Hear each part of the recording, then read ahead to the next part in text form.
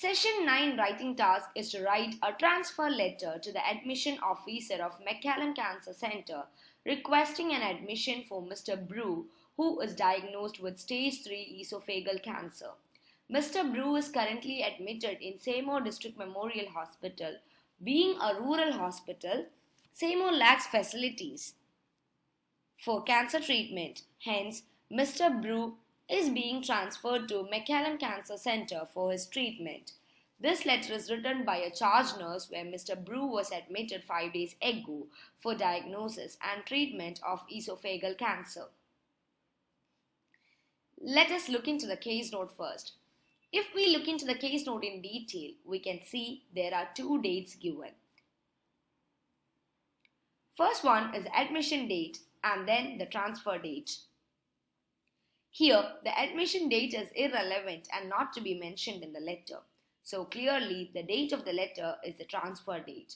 The details of the patient given are Mr. Bruce Brew, 36 years old, which are the information that should be mentioned in the reference.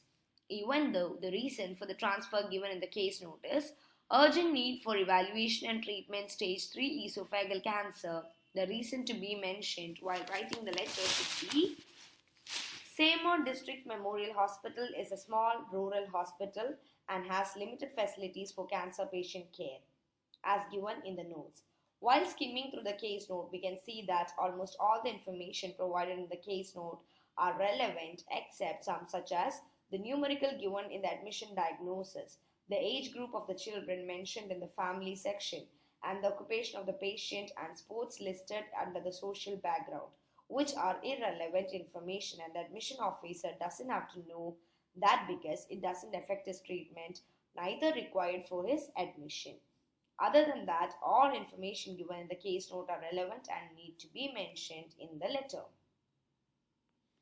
Here, since the information are given under various headings, the writer may get confused where to put in those information so as to maintain the continuity of the letter, because it is an important factor in determining the score. The information regarding the weight loss can be clubbed with the information regarding the patient's heartburn treatment and place it in the hospital stay paragraph along with the admission diagnosis. Even though it is tempting to write the patient management detail in the same paragraph, we have to retain it for the fourth paragraph, which is more appropriate. By sorting out like this, we won't mix the information which affects the flow of the letter. While writing the social background, remember not to miss a single word from the case note except the points mentioned before, which are irrelevant and can be omitted. The current condition of the patient is very important information and should not forget to mention it while framing the letter. It is important to write the letter in an organized manner without affecting the flow of the letter. Taking all these points, we have to prepare a letter in an organized manner. Now let's look into the letter in detail. For a better understanding, I am going from top to bottom on line by line basis. Date and address are perfectly written. Here the transfer date given in the case note is 11th July 2017. So the writer should use that date as the date of the letter. Here comes the first mistake of the letter. For the salutation, we must use a name or designation, and the designation can be used only in the absence of name. Since the name is not mentioned in the case note, we must use the designation as given in the case note, which is admission officer. The writer can use dear admission officer or dear officer. Either one can be written and are accepted. Reference is perfectly written and there is no problem at all with the reference. Now let's move on to the introduction paragraph. Though it seems partially correct, it has multiple mistakes. The first sentence says, I am writing to request an admission and immediate treatment for Mr. Brew. Here, instead of the word and, we should use for, because admission officer is a person who gives admission and not the treatment. So the correct way to write the first part of the sentence is like, I am writing to request an admission for immediate treatment of Mr. Brew, who is diagnosed with, and so on. End stage cancer. It's an improper use of the word, and instead we must use formal words like stage 3, which is already given in the case note, or we can use the word advanced. Then we can write the first sentence of the introduction paragraph as, I am writing to request an admission for immediate treatment of Mr. Brew, who is diagnosed with stage 3 esophageal cancer. Important information missing in this paragraph is the reason why this patient is being transferred to McAllen Cancer Center, which is clearly mentioned in the case note, that is, Seymour Hospital lacks a facility for cancer treatment, so is being transferred to McAllen Cancer Center for treatment of the cancer. Therefore, it's important to include this information in this paragraph because when the reader reads this information, he must have all the relevant information in first glance itself. The writer here has added irrelevant information such as, he will be transferred into your facility today via ambulance. This doesn't matter because a patient will be transferred from a hospital according to the setting he or she requires. But it's important to mention why this person is being transferred to that hospital. Putting all the information, basically the relevant informations together, we can rewrite this introduction paragraph as, I am writing to request an admission for immediate treatment of Mr. Brew, who is diagnosed with stage 3 esophageal cancer. He will be transferred into your hospital as Seymour District Hospital lacks the facilities for cancer treatment. Now let's move on to the second paragraph, that is hospitalization paragraph.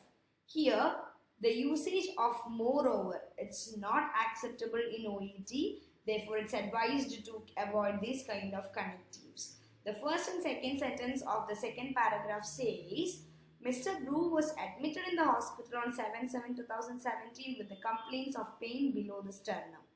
On assessment, he appeared malnourished, distressed and pale, which is correct.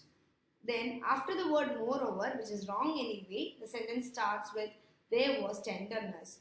We can't use there was and there are because all this information are pertaining to a patient. So we must connect the sentence with the patient. Instead of there was, the writer could have used he has tenderness in epigastric area on palpation. If the writer had written in such a way, that sentence would have been a perfect one. The next sentence is like, during hospitalization, he underwent several procedures, including endoscopy, biopsy and barium swallow revealed that. Let's take a glance up to there.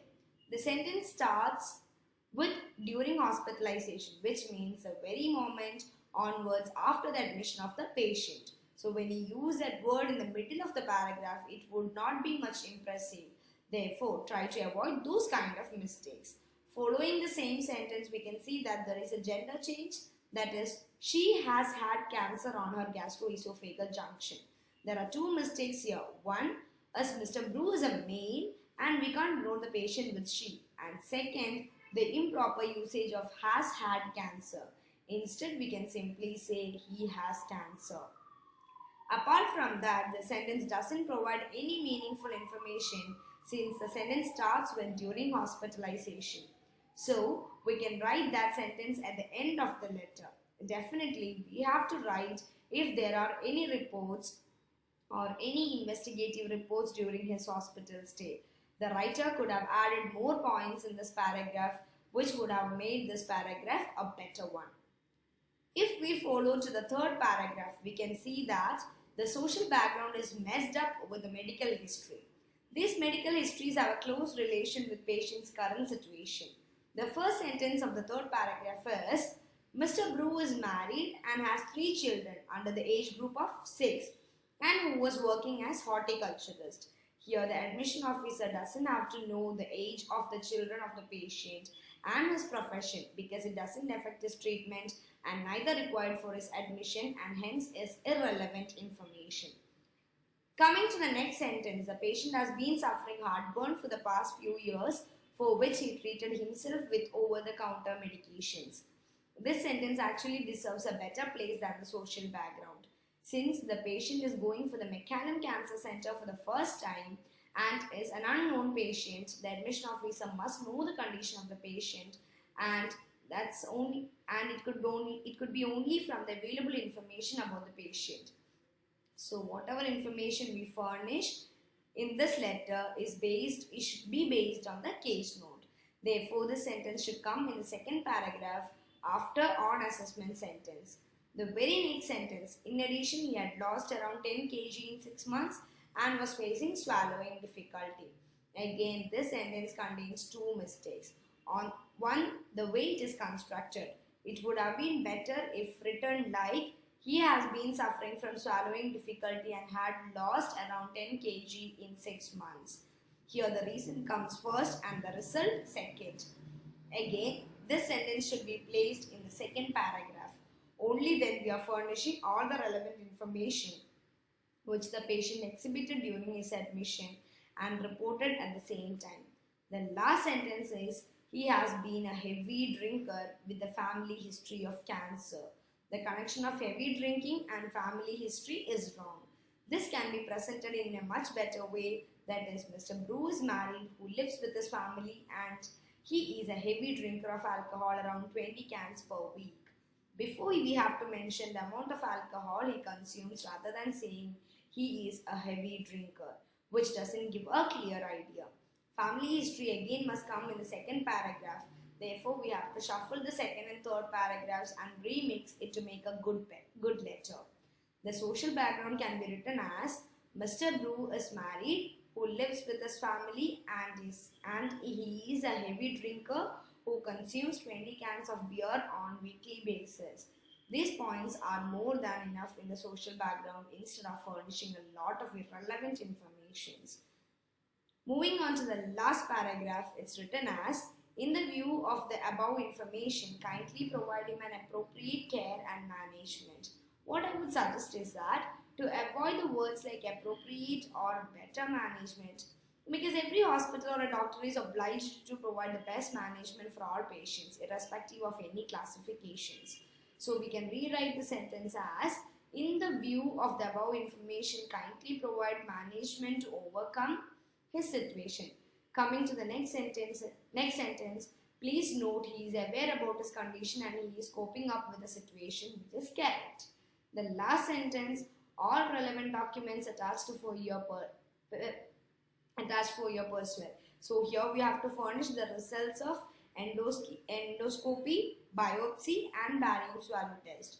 The writer has added that information in the second paragraph, which doesn't give any meaningful information, and that sentence doesn't require a place in the second paragraph.